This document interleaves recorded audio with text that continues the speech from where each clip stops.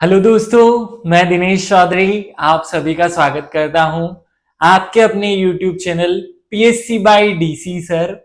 इस चैनल पर हमने निशुल्क शिक्षा की शुरुआत की और फिर क्रमबद्धता आप सभी को सिखाते हुए क्रमबद्ध रूप से सिलेबस के एक एक हिस्से को पढ़ना शुरू किया। क्योंकि हम सोशियोलॉजी पढ़ रहे हैं, सोशियोलॉजी एक महत्वपूर्ण विषय है। दूसरी यूनिट का आज ये अंतिम वीडियो होगा। अभी तक हम सोशियोलॉजी के 37 वीडियो बना चुके हैं। उम्मीद है आप सब लोगों ने उनको भी देखा होगा और आपको धीरे धीरे धीरे आंसर राइटिंग प्रैक्टिस, सोशियोलॉजी की शब्दावली और सोशियोलॉजी की जो स्पेसिफिक जान है, मूलभूत भावना है, वो समझ आ रही होगी। आज हम अंतिम टॉपिक बहुलवाद और राष्ट्र निर्माण पर बात करने वाले हैं। चलिए शुरू करते हैं। सबसे पहले भगवान श्री गणेश का नाम लेकर श्री गणेशाय नमः बोलते हुए और मेरे शिक्षक श्री सुरेश पटेल सर को याद करते हुए हम सिलेबस पर आ जाते हैं। आज तक ऐसा कोई वीडियो नहीं है जिसमें मैंने ये बात ना कही हो कि सिलेबस का याद होना हर स्टूडेंट के लिए बहुत ज्यादा महत्वपूर्ण है। फिर से इस वीडियो में वापस कह रहा हूं, ये दूसरी यूनिट, पहली यूनिट हम बहुत अच्छे से पूरी कवर कर चुके हैं, दूसरी यूनिट भी हमने पूरी कवर की है, कोई पॉइंट नहीं छोड़ा। राष्ट्र निर्माण की समस्या अंतिम टॉपिक था जिसमें धर्मनिरपेक्षता पहले ही हम पढ़ चुके हैं। आज हम बहुलवाद और राष्ट्र निर्माण इस टॉपिक पर बात करने वाले हैं। चलिए शुरू करते हैं। बहुलवाद और राष्ट्र निर्माण के पहले हमें राष्ट्र क्या है इस कॉन्सेप्ट को समझना होगा, लेकिन राष्ट्र निर्माण क्या होता है इस बात पर मैं थोड़ा फोकस करूं। एक निश्चित भौगोलिक सीमा में रहने वाले जन समूह को राष्ट्र कहते हैं। क्या हुआ? एक निश्चित भौगोलिक सीमा में रहने वाले जन समूह अर्थात लोगों के समूह को राष्ट्र कहते हैं। परंतु केवल इतना ही पर्याप्त नहीं होता है, क्योंकि राष्ट्र निर्माण एक प्रक्रिया है जिसके परिणाम स्वरूप नागरिकों में राष्ट्र के प्रति निष्ठा विकसित होती है। अर्थात कुल मिलाकर राष्ट्र निर्माण क्या हुआ? राष्ट्र निर्माण राष्ट्र के प्रति जो नागरिक हैं, नागरिकों में भावना का पैदा होना या राष्ट्र से जुड़ाव की भावना का पैदा होना राष्ट्र निर्माण कहलाता है। बहुलवाद क्या कहलाता है, ये कॉन्सेप्ट हम समझे उससे पहले मैं आपके दिमाग में कुछ कंटेंट जो है, कुछ बेसिक फीचर्स जो है वो क्लियर करना चाहता हूं। तो पहले उनको बेसिक फीचर्स को क्लियर कर लेते हैं। सबसे पहले आप इस बात को समझें कि इस दुनिया में ये जो कॉन्सेप्ट है, देश होता है, परिवार होता है, वंश होता है, ऐसे बहुत सारे कॉन्सेप्ट चलते हैं और इनमें एक कॉन्सेप्ट जो सबसे महत्वपूर्ण है वो है देश, या इसे हम राष्ट्र कह दें। ये कहां से आया? ये क्या कॉन्सेप्ट है? देश या राष्ट्र एक ही बात है। जब हम सोशियोलॉजी की टर्म में बात करते हैं तो राष्ट्र कहते हैं और पॉलिटिकल टर्म में बात करते हैं तो राज्य या देश कहते हैं। तो अभी हम क्योंकि पॉलिटिकल वाली टर्म में बात नहीं कर रहे हैं, सोशियोलॉजी की मूल विषय वस्तु है, इसलिए हम राष्ट्र शब्द से संबोधन कर रहे हैं। राष्ट्र होता क्या है, कि राष्ट्र की क्या परिभाषा है? भैया देश की क्या परिभाषा है? राष्ट्र और देश एक ही है, इन दोनों में कोई अंतर नहीं, केवल विषय का अंतर है। जहां जैसा उपयोग, जब राजनीतिक उपयोग होता है तो देश होता है, जब सामाजिक या भावनात्मक वाले विषय या नैतिकता वाले विषय होते हैं तो राष्ट्र कहलाता है। तो राष्ट्र या देश क्या होता है? जब चार चीजें आपस में मिलकर के किसी इकाई का निर्माण करती है तो उसे राष्ट्र कहते हैं। किसी भी राष्ट्र के निर्माण के लिए क्या जरूरी है? सबसे पहला जनसंख्या अर्थात लोग जरूरी है, लोगों का होना जरूरी है। जैसे एक उदाहरण दें, एक द्वीप है अंडमान निकोबार और वहां कोई नहीं रहता, तो क्या हम उसे देश कह सकते हैं? नहीं। लोगों का होना सबसे पहली जरूरत होती है, वहां जनसंख्या का निवास होना चाहिए। दूसरा भौगोलिक क्षेत्र होना चाहिए। भौगोलिक क्षेत्र से आशय है कि उनकी खुद का कोई भूभाग हो, कोई जमीन हो जिस पर वो लोग रहते हो। तो सबसे पहली जो विशेषता हुई वो हुई कि बहुत सारे लोग होने चाहिए, एक व्यक्ति नहीं, बहुत सारे लोग होने चाहिए, जनसंख्या होनी चाहिए। दूसरी विशेषता हुई भूभाग होना चाहिए। तीसरी विशेषता पर आए, तीसरी विशेषता जो है वो सरकार होना चाहिए। अर्थात कोई लोगों का समूह जो किसी निश्चित क्षेत्र में रहता हो और वे अपने में से चुनकर किसी व्यक्ति को या तो राजा बना दें या मंत्री बना दें या लोकतंत्रात्मक शासन प्रणाली में प्रधानमंत्री, अध्यक्षात्मक शासन प्रणाली में राष्ट्रपति बना दें, कुछ भी बनाए जो कि उस एरिया में शासन करता हो या उस एरिया में सरकार के रूप में काम करता हो, तो ऐसी कोई सरकार होनी चाहिए। और अगर सरकार भी है तो क्या वो देश बन जाएगा? नहीं। 1947 से पहले हमारे देश को हम राष्ट्र नहीं कहते थे। क्यों नहीं कहते थे? क्योंकि 1947 से पहले हम उपनिवेश हुआ करते थे। हमारे यहां अंग्रेजों का शासन था, क्योंकि हमारे यहां तीन चीजों तो थी। भारत में लोग थे, भारत में भूभाग था, भारत में सरकार भी थी, लेकिन वो सरकार अंग्रेजी जो पार्लियामेंट थी, ब्रिटिश पार्लियामेंट थी, उससे चलती थी, इसलिए संप्रभुता उसमें निहित नहीं थी। संप्रभुता जो थी वो क्राउन में निहित थी, ब्रिटेन के राजा या रानी में निहित थी। अब एक लाइन में संप्रभुता क्या होता है इसको समझो। संप्रभुता शब्द का अर्थ है, संप्रभुता क्या होता है? संप्रभुता का अर्थ होता है जब कोई भी इकाई, जब कोई देश अपने आंतरिक और बाह्य निर्णय लेने में स्वतंत्र है, निर्णय लेने में स्वतंत्र होता है, तो उसकी जो ये स्वतंत्रता है कि वो उस इकाई के लिए निर्णय ले सकता है, इसे ही कहते हैं सॉवरेनिटी अर्थात संप्रभुता। ये स्वतंत्रता उस देश की ही उसे संप्रभु बनाती है। वो खुद के लिए, खुद के आंतरिक मामलों में भी और खुद के बाह्य मामलों में भी वो खुद डिसीजन ले सकता है। ये स्वतंत्रता ही संप्रभुता कहलाती है। आजादी के पहले हम अपने आंतरिक मामलों में तो डिसीजन ले सकते थे, लेकिन बाह्य मामलों में हमें किससे संधि करनी है, किससे संधि विच्छेद करना है, किससे संबंध बनाना है नहीं बनाना है, ये बात हम नहीं डिसाइड करते थे, ये अंग्रेज डिसाइड करते थे, ब्रिटिश पार्लियामेंट या क्राउन डिसाइड करता था। इसलिए हम कहते हैं कि हमारे अंदर क्या नहीं थी, हमारे अंदर संप्रभुता नहीं थी। लेकिन जैसे ही आजादी मिली, आंतरिक और बाह्य निर्णय लेने में हम खुद स्वतंत्र हो गए, जिससे हमें खुद की स्वतंत्रता मिली और हम क्या बन गए? संप्रभु। और जब हम संप्रभु बने तो हम एक देश बन गए, एक राष्ट्र बन गए। लेकिन क्या ये बात पढ़ लेने से ही आपका काम चल जाएगा? नहीं, आगे और समझेंगे। लेकिन याद रखो, राष्ट्र लोगों का एक समूह है जो एक निश्चित भौगोलिक क्षेत्र में निवास करता है। राष्ट्र की परिभाषा बता रहा हूं मैं, राष्ट्र क्या होता है? राष्ट्र एक लोगों का एक ऐसा समूह है जो एक निश्चित भौगोलिक क्षेत्र में निवास करता है और अपने आप को एक संप्रभु राजनीतिक प्रणाली के रूप में संगठित करते हुए हम की भावना से जुड़ा हुआ रहता है। तो जब किसी इकाई में संप्रभुता आती है तो हम की भावना अपने आप आ जाती है और ये हम की भावना ही उन लोगों को आपस में जोड़ देती है, जिससे वे मिलकर एक इकाई का निर्माण करते हैं, राष्ट्र। शायद इतना आपको राष्ट्र क्या होता है, देश क्या होता है, ये समझ आया होगा। मैं फिर से एक बार समझा लूं, इसी बात को मैं फिर से एक बार शॉर्ट में रिपीट कर दूं। कोई भी देश तब कहलाता है, कोई भी राष्ट्र तब कहलाता है जब उसमें चार विशेषताएं होती हैं। उसके पास कोई जनसंख्या होती है, उसके पास एक भूभाग होता है, जमीन होती है, उसके पास कोई सरकार होती है और उसके पास सरकार के साथ संप्रभुता होती है।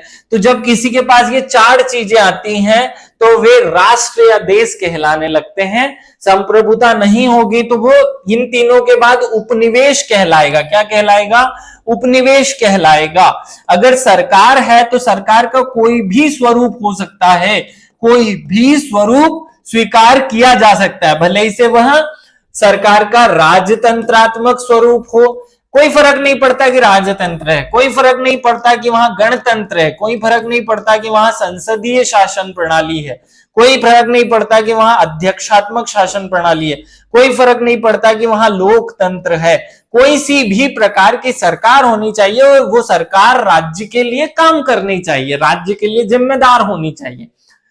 यहां तक शायद आप लोगों को क्लियर हुआ होगा, लेकिन अब मैं बोर्ड को ब्लैंक कर देता हूं। उसी प्रकार मैं चाहता हूं कि आपके दिमाग को भी ब्लैंक मान लिया जाए।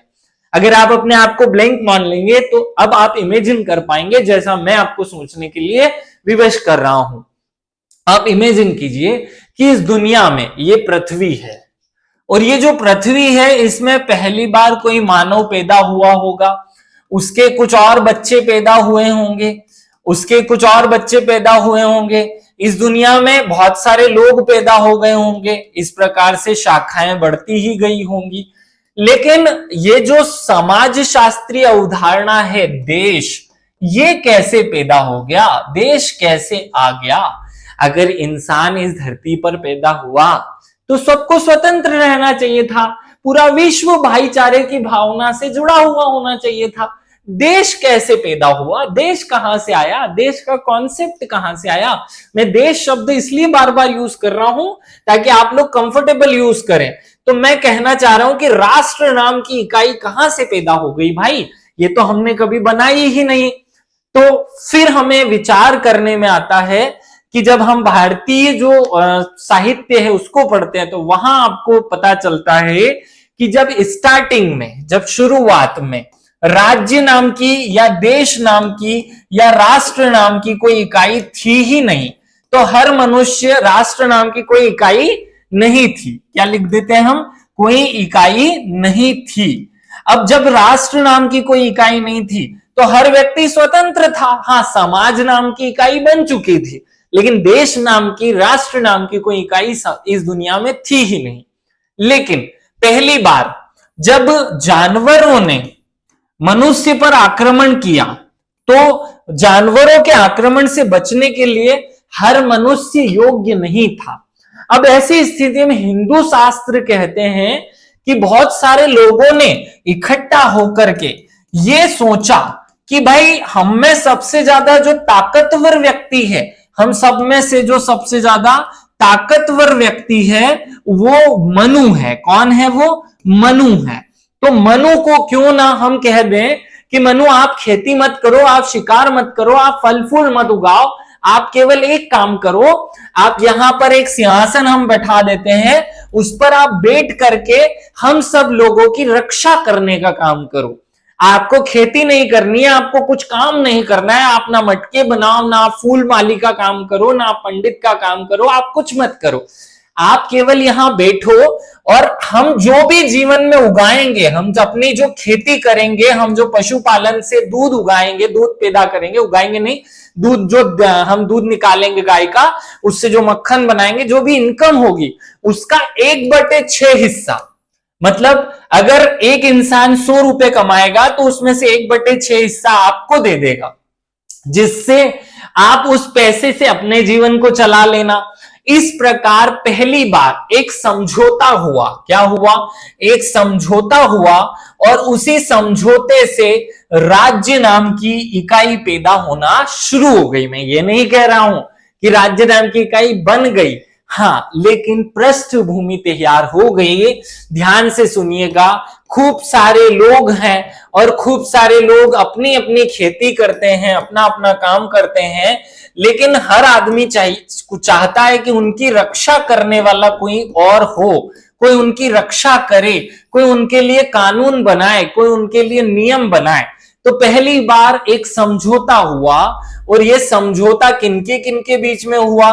सबसे ताकतवर व्यक्ति मनु थे, तो मनु ने अन्य लोगों के साथ, अन्य उस समय जो लोग जीवित होंगे, हमारे वंशज रहे होंगे, उन सबके साथ समझौता किया कि मैं आप सबकी रक्षा करूंगा, और बदले में आप जो भी पैदा करेंगे, जो भी आप लोग उगाएंगे खेतों में पशुपालन से, जो भी आपकी इनकम होगी, उसका 1/6 हिस्सा आप मुझे दे देंगे, और मैं अब आपसे आज से सारे काम छोड़कर आपकी केवल रक्षा करने का काम करूंगा। मतलब मैं आप सबकी रक्षा करूंगा और आप सब लोग खेती या जो भी काम करते हैं वो करेंगे। इससे इस दुनिया में पहली बार राज्य नाम की इकाई की शुरुआत हुई और ये राजा बन गए, मनु बन गए राजा। लेकिन उस समय का जो राजा था वो ऐसा था कि जनता खुद उसको चुनती थी और वो जनता के लिए काम करता था। लेकिन धीरे धीरे समय के साथ, समय समय पर इसके अधिकारों में परिवर्तन आता गया। फिर हम ऋग्वेदिक काल में पढ़ते हैं, ऋग्वेद में पढ़ते हैं कि सभा और समिति बनाई गई जो राजा को बनाने का काम करती थी, राजा की प्रशासन में सहायता करती थी। इस तरीके से एक नई शासन की प्रणाली पैदा हो गई। पहले राजतंत्र आया, फिर अब हम पढ़ते हैं आगे। तो जब राजतंत्र आ गया इस दुनिया में, विश्व में राज्य की उत्पत्ति या राष्ट्र की उत्पत्ति या देश की उत्पत्ति जो है वो इस प्रकार हुई कि सबसे पहले मनुष्य ने जानबूझकर राजतंत्र बनाया। राजतंत्र जब बन गया तो पहले केवल एक राजा और बाकी सब जनता इस रूप में शासन हुआ करते थे। लेकिन जैसे जैसे जनसंख्या बढ़ती गई, राजा ने अपनी मदद के लिए एक आदमी को मंत्री बना दिया, एक आदमी को सेनापति बना दिया, क्योंकि जनता बढ़ती जा रही है ना। अब शासन जो है वो कठिन काम होने लगा है, धीरे धीरे लोगों की रक्षा करने का काम जो है वो कठिन हो गया। आप जब भी रामायण देखेंगे तो उसमें आप राम भगवान के मुख से ये सुनेंगे कि हम रघुवंशियों का ये कर्तव्य है कि हम सामान्य जनता की रक्षा करें, सामान्य जनता में न्याय की स्थापना करें। धीरे धीरे राजतंत्र जो है वो जब मतलबी होने लगा, मतलब लोगों ने, राजाओं ने अपने मतलब को उसमें ढूंढना शुरू किया, तो राजतंत्र बदल गया तानाशाही तंत्र में। किसमें बदल गया? तानाशाही तंत्र में। अब राजा जनता की रक्षा नहीं करता था। बहुत साल बाद जब परिवर्तन आए चीजों में, तो राजतंत्र तो रहा, लेकिन राजतंत्र का स्वरूप हो गया तानाशाही तंत्र।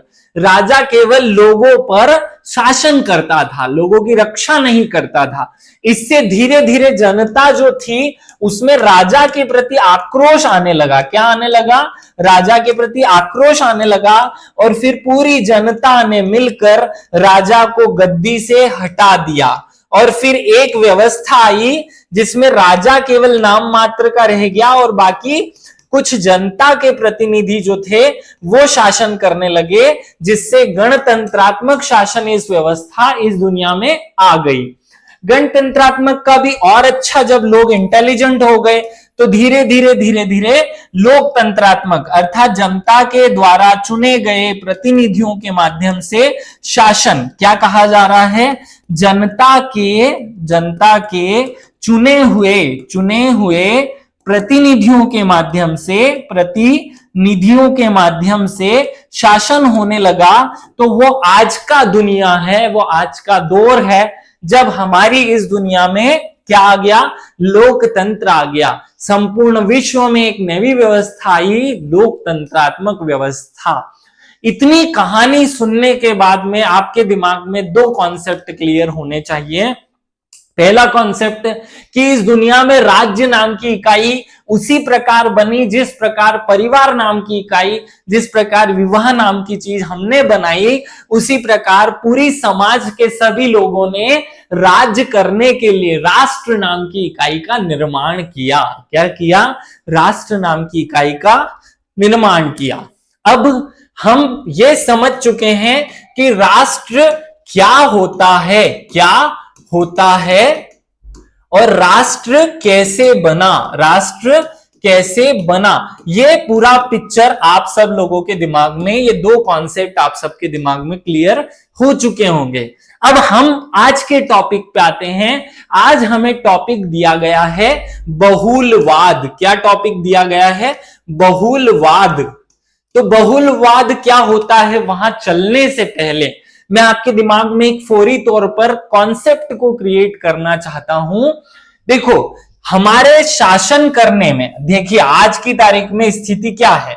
राज्य में शासन करने के लिए एक इकाई जिम्मेदार होती है, जिसे राष्ट्र या राज्य या सरकार कहा जाता है, तो राष्ट्र, राज्य या सरकार जिसे कहा जाता है वो आज पूरे देश के लिए शासन करती है। बहुलवाद क्या है?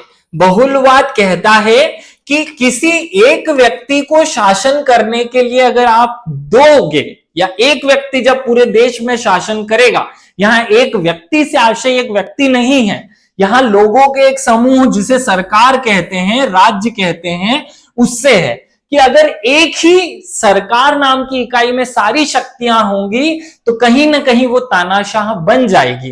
तो बहुलवाद क्या कहना चाहता है? बहुलवाद कहना चाहता है कि आप आर्थिक शक्ति जो है वो किसी एक इकाई को दे दो, आप सामाजिक शक्ति जो है वो किसी एक दूसरी इकाई को दे दो, आप शासन करने का काम जो है वो किसी तीसरी इकाई को दे दो, आप न्याय करने का काम जो है वो किसी चौथी इकाई को दे दो, विकास करने का जो काम है वो किसी पांचवी इकाई को दे दो। ऐसे अलग अलग इकाइयों को अलग अलग प्रकार की शक्तियां दे दो, किसी एक इकाई को कोई शक्ति मत दो और वही हो जाएगा बहुलवाद। क्या ध्यान से सुनो, बहुलवाद, बहुल मतलब होता है अनेक, क्या होता है? अनेक। वाद मतलब होता है विचार। तो जब किसी राज्य या राष्ट्र नाम की इकाई में सारी शक्तियां ना दे करके अलग अलग इकाइयों को अलग अलग प्रकार की शक्ति दे दी जाएगी तो वही बहुलवाद कहलाएगा।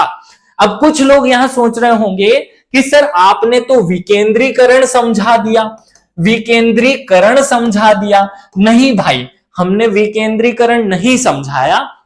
विकेंद्रीकरण का अर्थ होता है किसी एक बड़ी इकाई की शक्तियां दो छोटी छोटी इकाइयों में बांट देना, अर्थात ग्रामीण स्तर तक शक्तियों का विभाजन कर देना विकेंद्रीकरण कहलाता है। जबकि बहुलवाद इसकी अलग विचारधारा है। ये क्या कहती है कि देश की जो सरकार है उसके पास आज सारी प्रकार की आर्थिक, राजनीतिक, सारी प्रकार की सामाजिक, न्याय आदि प्रकार की शक्तियां जो हैं, अर्थात कानून बनाने से लेकर कानून के इंप्लीमेंट करने तक की सभी शक्तियां जो हैं वो सरकार नाम की इकाई में है। बहुलवाद क्या कहता है? बहुलवाद कहता है, बहुलवाद की विचारधारा कहती है कि आप सरकार के जो पास शक्तियां हैं उनको तोड़ दो, उनको अलग अलग इकाइयों में विभाजित कर दो।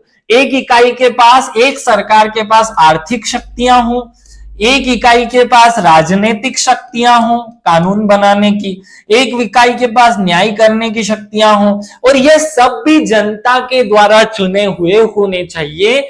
जब हमारे देश में शासन कोई एक सरकार ना करते हुए बहुत सारी सरकारें अलग अलग टाइप से शासन करेगी तो वही विचारधारा बहुलवाद कहलाएगी। बहुत ध्यान से इस कॉन्सेप्ट को अपने दिमाग में उतारना कि बहुलवाद होता क्या है। राष्ट्र और उसका उल्टा होता है बहुलवाद, अर्थात संप्रभुता जो शब्द है, संप्रभुता का उल्टा है बहुलवाद। क्या अर्थ है? संप्रभुता अगर किसी एक इकाई में आंतरिक और बाह्य निर्णय की शक्ति है तो वो संप्रभुता है। अगर वही संप्रभुता अनेक इकाइयों को सौंप दी जाए तो वही बहुलवाद कहलाएगा। बहुत ध्यान से इस कॉन्सेप्ट को आप समझें। हम आगे बढ़ते हैं। अब बहुलवाद अर्थात इसको कॉन्सेप्चुअली हमने समझ लिया है, आप सबके दिमाग में कॉन्सेप्ट क्लियर हुआ होगा। आगे बढ़ते हैं। बहुलवाद या प्लूरलिज्म, देखो प्लूरल मतलब होता है, सिंगुलर मतलब होता है एक वचन या एक इकाई। तो जब एक इकाई में सारी शक्तियां हो तो उसे हम कहते हैं संप्रभुता। क्या कहते हैं? संप्रभुता। और जब बहुत सारी इकाई में बहुत सारी शक्तियां हो तो उसे कहते हैं बहुवाद या बहुलवाद। ये कॉन्सेप्ट क्लियर हो। एक ऐसा समाज जहां कई समूह नीतियों को प्रभावी करने और शासन प्रक्रिया में सहयोगात्मक रूप से काम करने का लक्ष्य रखते हैं उसे ही बहुलवाद कहते हैं। बहुलवाद का अर्थ समझिए, सरकार एक ना होकर सरकार अलग अलग टुकड़ों में बढ़ जाए।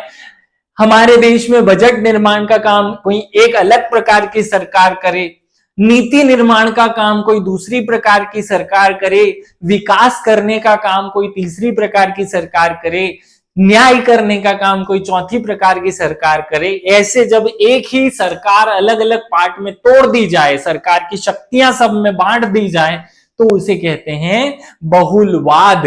देखो, विकेंद्रीकरण और बहुलवाद में डिफरेंस है। विकेंद्रीकरण है एक ही इकाई में सारी शक्तियां तोड़ जोड़ने की बजाय अलग अलग इकाइयों को जो कि निम्न स्तर पर हो उनमें बांटना विकेंद्रीकरण है। ये दोनों एक जैसी अवधारणा है, लेकिन फिर भी डिफरेंस है, क्योंकि जहां केंद्रीकरण होता है वहां एक ही शक्ति सारी इकाइयों में या सारी शक्ति एक ही इकाई में आ जाती है। इसका उल्टा है बहुलवाद।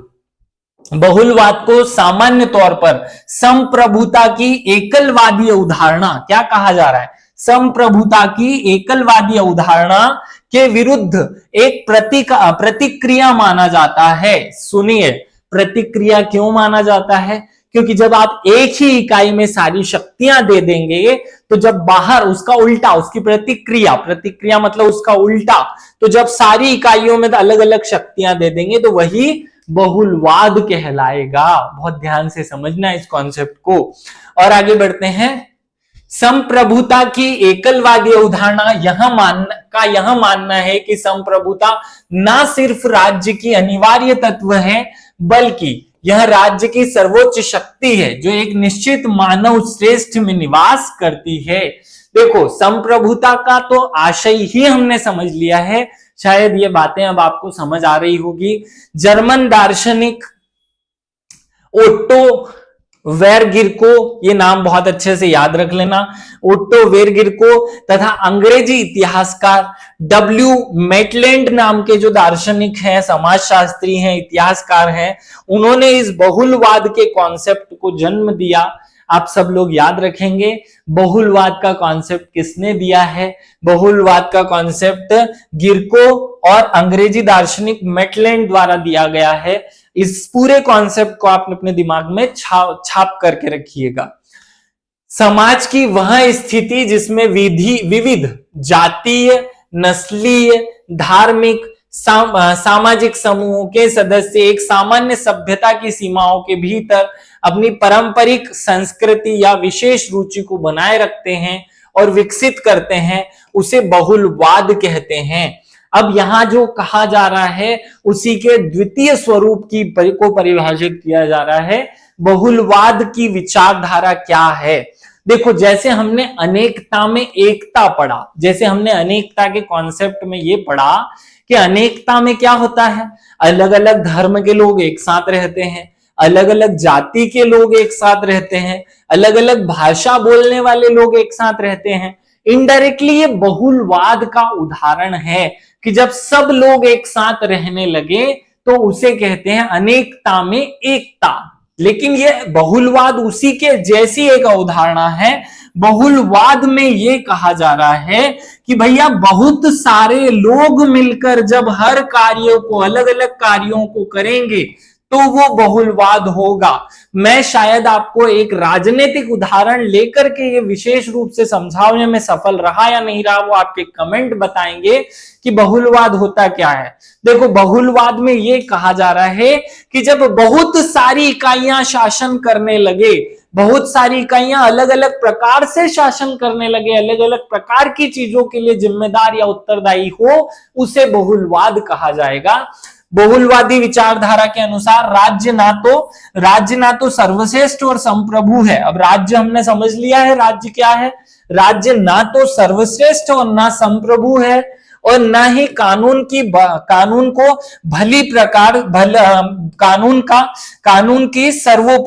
का सर्वोपरि है, क्योंकि राज्य को संप्रभु कहना तथ्यों की अवहेलना है, व्यक्तित्व के विकास में बाधा पहुंचाना तथा मनुष्य की आत्मा का हनन करना ही संप्रभुता में निहित है। अभी हमने समझा कि संप्रभुता का मतलब होता है सारे डिसीजन, सारे निर्णय लेने की क्षमता। फिर से बोल दूं एक बार, संप्रभुता का मतलब है संप्रभुता। प्रभुता का मतलब है जिसमें निर्णय लेने की क्षमता, निर्णय लेने की सारी शक्तियां, निर्णय लेने की सारी शक्तियां निहित हो जाए। तो जब राज्य में निर्णय लेने की शक्ति निहित हो जाएगी तो वह राज्य के शासन को चलाने के लिए निर्णय लेगा और उससे मानव की स्वतंत्रता का, किसका, मानव की स्वतंत्रता का हनन होगा। तो मानव की स्वतंत्रता चाहिए तो संप्रभुता खत्म करनी होगी, और स्वतंत्रता चाहिए तो ऑटोमेटिक है कि जहां स्वतंत्रता होगी वहां संप्रभुता नहीं होगी, और जहां संप्रभुता होगी वहां स्वतंत्रता नहीं हो सकती। ये दोनों एक दूसरे के विपरीत हैं। तो क्योंकि हम स्वतंत्रता चाहते हैं मानव की, इसलिए हम बहुलवाद चाहते हैं। क्या चाहते हैं? बहुलवाद। आगे बढ़ते हैं, इसी में आगे देखते हैं प्रोफेसर लास्की जो है, प्रोफेसर लास्की का मत है कि राजनीतिक विज्ञान के लिए यह चिर लाभ की बात होगी कि यदि संप्रभुता का संपूर्ण विचार ही त्याग दिया जाए। अब देखो लास्की ने क्या कह दिया, प्रोफेसर लास्की कह रहे हैं कि ये राजनीति विज्ञान के लिए बहुत लाभ की बात होगी कि हम संप्रभुता का कॉन्सेप्ट ही त्याग दें। ऐसे ही प्रोफेसर मेस्की क्या कहते हैं, बहुलवादी यह मानते हैं कि संप्रभुता को पूर्ण रूप से समाप्त कर दिया जाए। बहुलवादी क्या मानते हैं कि संप्रभुता को पूरी तरह समाप्त कर दिया जाए और राज्य को अन्य संस्थाओं के समतुल्य एक व्यावसायिक संगठन क्या बनाना है, व्यावसायिक संगठन बना दिया जाए जो केवल सामाजिक कार्य करे। यहां कहा यह जा रहा है कि बहुलवाद एक ऐसा कॉन्सेप्ट होगा जिसमें राज्य शासन नहीं करेगा, जिसमें राज्य केवल सामाजिक कार्य करेगा, शासन अपने आप हो जाया करेगा। आगे बढ़ते हैं, ऐसे ही डॉक्टर ओम नागपाल भी कुछ कहते हैं। ओम नागपाल क्या कहते हैं, बहुलवादियों का उद्देश्य राज्य की शक्तियों को कम करके, क्या कह रहे हैं, देखो वही जो हमने समझाया, राज्य की शक्तियों को कम करके उसके कार्य क्षेत्र को सीमित कर समुदाय की शक्तियों को बढ़ाना तथा मनुष्य को अधिक स्वतंत्रता प्रदान करना है। शायद ये कॉन्सेप्ट आपके दिमाग में बैठ रहा होगा। बहुलवाद का अर्थ क्या है, बहुलवाद की परिभाषाएं हमने 3 देख ली, प्रोफेसर लास्की के अनुसार, मैक्सी के अनुसार और ओम नागपाल के अनुसार। आगे बढ़ते हैं, बहुलवाद की उत्पत्ति कैसे हुई, बहुलवाद की उत्पत्ति के कारण क्या है। तो मैं इनकी डिटेल में नहीं जा रहा हूं, मैं केवल ओवरव्यू आपको समझा देता हूं कि बहुलवाद की उत्पत्ति कैसे हुई। बहुलवाद की उत्पत्ति हुई हीगलवादी राज्य की अवधारणा के प्रतिक्रिया से, गेरके और मेटलैंड के प्रभाव से। अभी जिन्होंने इस शब्द की उत्पत्ति की थी, अंतरराष्ट्रीय भावना का विकास जब हुआ तो राज्य की भावना कमजोर हुई और बहुलवाद सामने आया। व्यवहारवाद का उदय जब हुआ, प्रादेशिक प्रतिनिधित्व का प्रचलित व्यवस्था जब आई, तो विकेंद्रीकरण राज्य की धारणा का जब उदय हुआ, इन सब कारणों से एक नया कॉन्सेप्ट पैदा हुआ कि भाई राज्य नाम की जो इकाई है उसमें शासन करने की सारी शक्तियां सौंपने से अच्छा है ये इतने सारे लोगों के लिए शासन करे और फिर उसका भ्रष्टाचार हो, लाल फीताशाही हो, सब कुछ हो। उससे अच्छा है कि इन सब लोगों में ही शक्तियां बांट दी जाए और राज्य नाम की कोई, देश नाम की कोई इकाई नाम की या राष्ट्र नाम की कोई चीज ही ना हो। तो ऐसी अवधारणा बन गई बहुलवाद। बहुत ध्यान से इस पॉइंट को समझ लीजिएगा। और आगे बढ़ते हैं, बहुलवादियों द्वारा संप्रभुता सिद्धांत की आलोचना निम्न आधारों पर की जाती। किन आधारों पर संप्रभुता के सिद्धांत की आलोचना की जाती है? 5-6 आधार हैं कि राज्य की क्षमता का अभाव। देखो राज्य जो है, राज्य अर्थात देश की सरकार, ये जो राज्य है, केंद्र की सरकार है, ये सब देशों के लिए गरीबी मिटाने का काम, सब देशों के लिए सारी व्यवस्थाएं करने के काम में सक्षम नहीं है। अगर सक्षम होती तो आज तक पूरे विश्व से गरीबी, अव्यवस्था सब कुछ मिट गया होता। लेकिन क्योंकि आज तक ऐसा काम नहीं कर पाए, इसलिए सरकार से सारी शक्तियां छीन लेनी चाहिए। तो क्योंकि राज्य में शक्ति ही नहीं है कि वो सबका भला कर सके, वो अक्षम है, राज्य की क्षमता का अभाव है, इसलिए बहुलवादी अवधारणा आनी चाहिए। राज्य सत्ता केवल कल्पना है, राज्य की जो सत्ता है वो केवल कल्पना है, वो वास्तव में नहीं मिलती है किसी व्यक्ति को और वो किसी नागरिकों के भले के लिए काम नहीं करती, इसलिए इसे खत्म किया जाना चाहिए। नेताता की दृष्टि से भी, अगर नैतिकता की दृष्टि से भी देखें तो देखा जाए कि भैया एक व्यक्ति में ही सारी शक्ति क्यों हो। सब लोगों में शक्ति को बांट दिया जाए। और क्यों ही ऐसा राष्ट्र बनाया, क्यों ही ऐसा देश बनाया? अगर ऐसा होता कि संपूर्ण विश्व के सब लोग एक ही जैसे होते, ना कोई देश होता, ना कोई सीमा होती, ना कोई बॉर्डर होती, ना कोई सरकार होती, ऐसा कोई चीज होती ही नहीं, अलग अलग प्रकार की शक्तियां अलग अलग संस्थाओं में निहित हो जाती, तो उसे कहते बहुलवाद। और ऐसी अवधारणा बहुत नैतिक होती। राज्य सत्ता का विभाजन, क्योंकि राज्य सत्ता का विभाजन अलग अलग लोगों में होता है और वो मिल बांट कर खाते हैं, इसलिए देश का भला नहीं हो पाता है। समुदायों में सामंजस्य स्थापित करके हम लोगों का देश का शासन चला सकते थे। आगे बढ़ते हैं। बहुलवाद की विशेषताएं और लक्षण क्या होते हैं? बहुलवाद की पहली विशेषता होती है कि यह विकेंद्रीकरण के पक्ष में बहुलवादी प्रभुसत्ता का विकेंद्रीकरण चाहती है। पहली बात कि बहुलवाद क्या चाहता है? विकेंद्रीकरण चाहता है।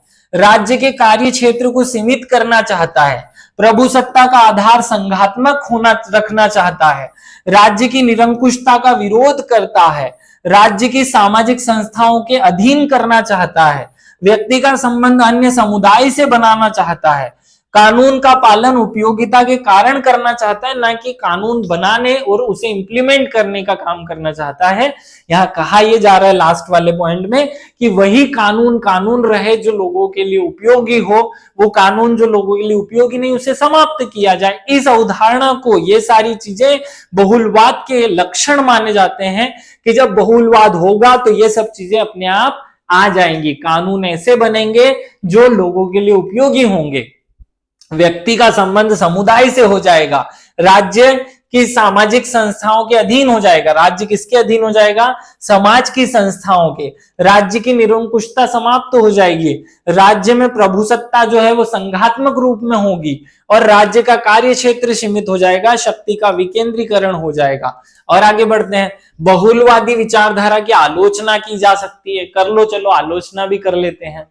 विचारधारा की अस्पष्टता। अब बहुलवाद आप सब लोगों को मैंने इतना समझा दिया, फिर भी अच्छे से समझ नहीं आया होगा, क्योंकि ये विचारधारा सही में क्लियर ही नहीं है कि भाई असली में फिर पूरे देश के लिए कानून कौन बनाएगा, फिर पूरे देश में न्याय कौन देगा। ये बहुत सारी चीजें क्लियर नहीं है इस विचारधारा में। इसलिए पहला पॉइंट लिखा विचारधारा की स्पष्टता। दूसरा पॉइंट लिखा सभी समुदाय समान पदीय नहीं है। भाई हम शक्ति तो सबको दे देंगे, लेकिन सब एक जैसे लोग थोड़ी है। कोई गरीब है, कोई अमीर है, कोई पैसे वाला है, कोई साक्षर है, कोई निरक्षर है, कोई अनपढ़ है, कोई गंवार है। प्रभुसत्ताहीन राज्य की कल्पना ही नहीं की जा सकती। देशभक्ति की भावना का विरोध करता है, व्यक्ति की स्वतंत्रता को बाधित करता है और संकटों में वृद्धि करता है, क्योंकि कोई और आएगा और आपके ऊपर शासन कर लेगा। इसलिए आपकी रक्षा के लिए राज्य नाम की इकाई का होना जरूरी है। अब हम आते हैं, बहुलवाद हमने पढ़ लिया, अब हम राष्ट्र निर्माण पे आते हैं। राष्ट्र निर्माण, ये शब्द का क्या अर्थ होता है? राष्ट्र निर्माण शब्द का, राष्ट्र तो हमने समझ लिया, अब राष्ट्र निर्माण शब्द का क्या आशय होता है ये समझते हैं। देखो, राष्ट्र निर्माण का आशय होता है, ये जो राष्ट्र है, ये जो भारत नाम का देश है, इस भारत नाम के देश में भारत के नागरिकों में ये भाव आ जाए कि ये मेरा देश है, मुझे इसकी रक्षा करनी है, मेरा देश मुझे सबसे प्यारा हो। ना मैं जात देखूं, ना मैं धर्म देखूं, ना मैं भाषा देखूं, ना मैं लिंग देखूं, मुझे केवल एक ही चीज दिखाई दे और वो दिखाई दे मेरा देश।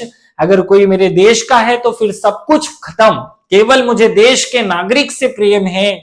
ना मैं लिंग देखूंगा, ना मैं जाति देखूंगा, ना मैं धर्म देखूंगा, ना मैं नस्ल देखूंगा, मैं कुछ नहीं देखूंगा। जब मैं केवल देश या राष्ट्र को महत्व दूंगा तो उसी को कहते हैं राष्ट्र निर्माण। जब सब लोगों में राष्ट्र प्रेम की भावना, जब सभी लोगों में राष्ट्र प्रेम की भावना, राष्ट्र प्रेम की भावना का विकास हो जाएगा, तो राष्ट्र प्रेम की भावना का सब लोगों में विकास करना ही राष्ट्र निर्माण होता है। एक निश्चित भौगोलिक सीमाओं में रहने वाले जन समूह को राष्ट्र कहते हैं, परंतु केवल इतना ही पर्याप्त नहीं होता, क्योंकि राष्ट्र निर्माण एक प्रक्रिया है। क्या है ये? एक प्रोसीजर है, एक प्रक्रिया है, जिसके परिणाम स्वरूप नागरिकों में राष्ट्र के प्रति निष्ठा विकसित होती है या विकसित की जाती है।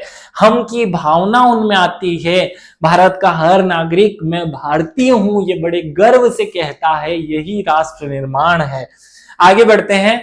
ये एक समाजशास्त्री है आलमंड और पाविल, उन्होंने राष्ट्र निर्माण के बारे में क्या कहा ये समझिए। राष्ट्र निर्माण वह प्रक्रिया है, क्या कहा? राष्ट्र निर्माण एक प्रक्रिया है जिसमें व्यक्ति लघु जनजातियों, गांवों, स्थानीयता के प्रति निष्ठा या समर्पण की भावना से वृहत केंद्रीय राजनीतिक व्यवस्था में समर्पित होता है। बहुत ध्यान से सुना, पावेल ने बहुत अच्छी बात कही है कि जब हम अपनी जाति से प्यार करना छोड़ दें, जब हम अपने धर्म से प्यार करना छोड़ दें, जब हम अपनी नस्ल से प्रेम करना छोड़ दें और केवल देश को प्रेम करें, राष्ट्र को प्रेम करें या राष्ट्र की भावना को लेकर के सब कुछ सोचना शुरू करें, तो यही राष्ट्र निर्माण है। ये क्या है? राष्ट्र निर्माण है। सभी लोगों में जुड़ाव की भावना देश के आधार पर जब आए तो वही स्थिति राष्ट्र निर्माण कहलाएगी। आगे बढ़ते हैं। अतः यह राष्ट्र के प्रति समर्पण, क्या है ये? यह राष्ट्र के प्रति समर्पण विकसित करने की एक वृहत प्रक्रिया है। राष्ट्र निर्माण क्या है? राष्ट्र के प्रति समर्पण को बढ़ाने, विकसित करने की एक प्रक्रिया है। इसमें मूलतः चार बातों पर बल दिया जाता है। क्या किया जाता है? मूलतः चार बातों पर बल दिया जाता है। कौन कौन सी चार बातें हैं? ध्यान से सुनना। नागरिकों के प्रति निष्ठा और समर्पण की भावना का विकास किया जाता है।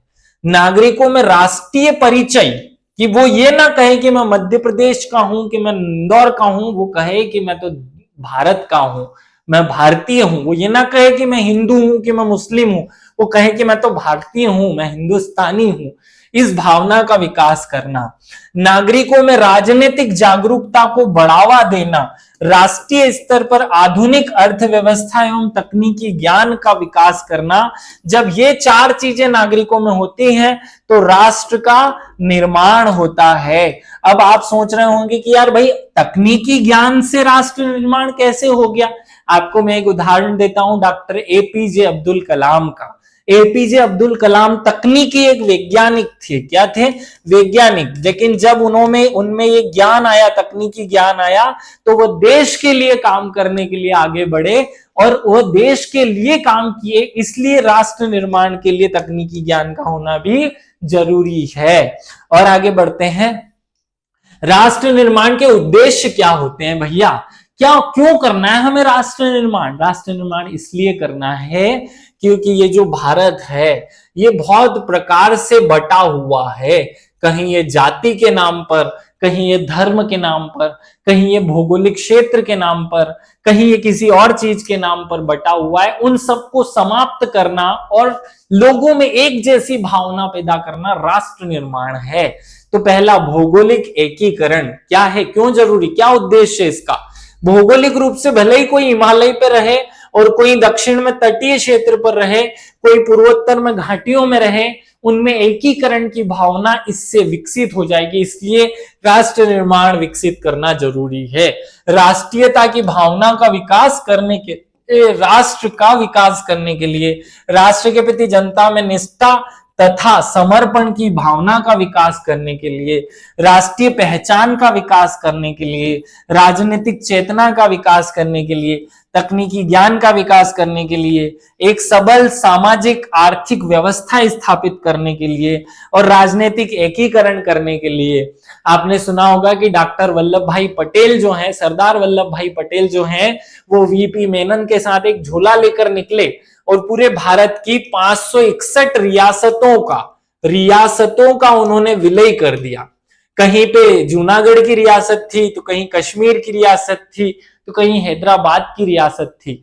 हमने सबको एक देश में मिला तो लिया, लेकिन वो केवल राजनीतिक रूप से मिलाया था, मानसिक रूप से जब हम उन सबको, मानसिक रूप से जब देश का हर व्यक्ति, मानसिक रूप से हर व्यक्ति जब किसी एक इकाई, एक राष्ट्र का परिचायक हो जाए तो यही राष्ट्र निर्माण है। याद रखिएगा, इसलिए राष्ट्र निर्माण करना है। अब हमें राष्ट्र निर्माण की प्रक्रिया को प्रोत्साहित करने वाले कारक देखने, कौन कौन सी चीजें हैं जो राष्ट्र के निर्माण को प्रोत्साहित करती है, बढ़ाती है। हमारे देश में धर्मनिरपेक्षता राष्ट्र निर्माण को बढ़ाती है।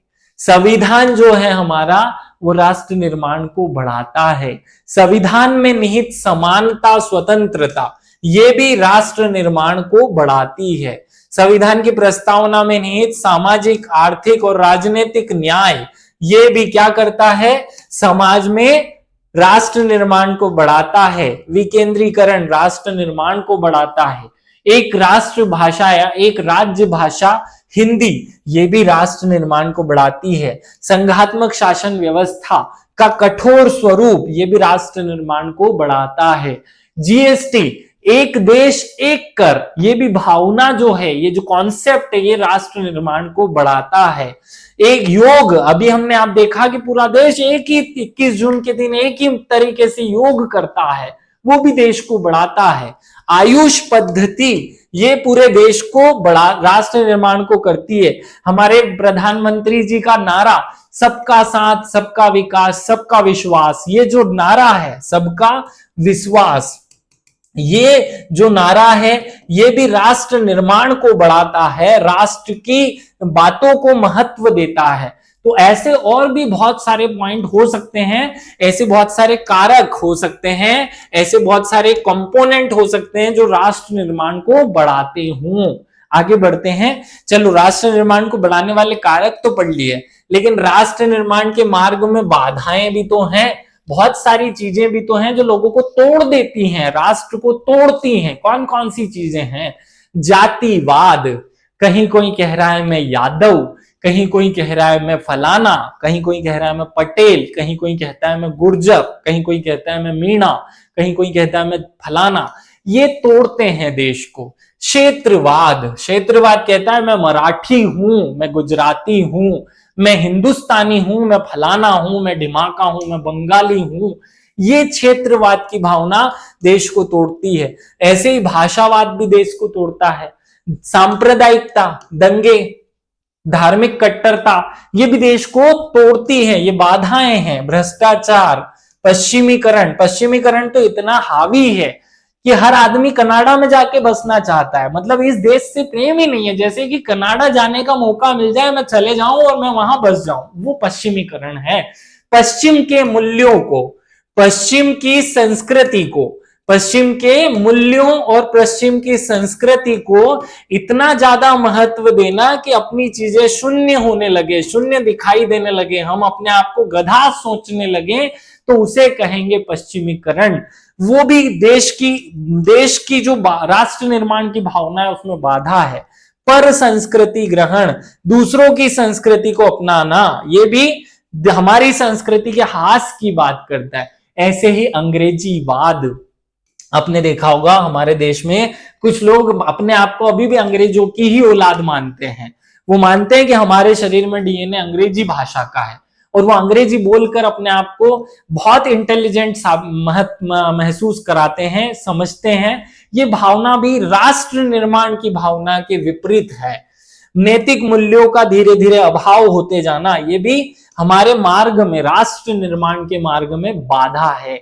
ये बहुत सारी बाधाएं हैं। इसके अलावा और हो सकता है, जैसे नक्सलवाद हो सकता है, जैसे आतंकवाद हो सकता है, आतंकवाद हो सकता है, जैसे और मार्क्सवाद हो सकता है, मार्क्सवाद हो सकता है। अभी हमने मिजोरम, मेघालय, नागालैंड में देखा, जो कट्टरता हुई, जो हिंसा हुई, वो हो सकती है। ये सब कुछ राष्ट्र निर्माण के मार्ग में बाधाएं हैं। ऐसे हमने इस वीडियो लेक्चर में दो महत्वपूर्ण टॉपिक, बहुलवाद और राष्ट्र निर्माण, इन दोनों पर फोकस किया। पहले मैंने आप सब लोगों को एक कॉन्सेप्ट समझाया कि राष्ट्र क्या होता है, फिर हमने समझा कि राष्ट्र में क्या शक्तियां किसके पास होती हैं, फिर उसी में बहुलवाद क्या होता है, और फिर हमने राष्ट्र निर्माण क्या है और उसमें क्या क्या बाधाएं हैं, क्या कैसे उसके लक्षण हैं, कैसे उसे बढ़ाया जा सकता है, इन सब बातों पर फोकस किया। उम्मीद है इस वीडियो श्रृंखला में आपको पूरा कॉन्सेप्ट क्लियर हो पाया होगा। अगर आप सब लोगों को ये कॉन्सेप्ट समझ आया हो तो आप कमेंट करके बताना ना भूलें। आपके कमेंट से ही हमें पता चलता है कि हम जो समझा रहे हैं वो आप समझ पा रहे हैं या नहीं। हमारा समझाना हम कर रहे हैं, रोजाना हम एक वीडियो आपके लिए बनाने की कोशिश करते हैं। कभी कभी कुछ कारणों से नहीं हो पाता, लेकिन फिर भी अधिकांश हम कोशिश करते हैं कि एक वीडियो रोज आए। लेकिन आपके कमेंट का रोज ना आना हमें हतोत्साहित करता है। इसलिए सभी से निवेदन है कि अगर समझ ना भी आया हो तो हमें कमेंट करके बताएं कि हमें ये पॉइंट, ये फलानी चीज समझ में ना आई। विशेष रूप से सभी को धन्यवाद जिन्होंने इस वीडियो लेक्चर को अटेंड किया। Thank you. जय हिंद, जय भारत।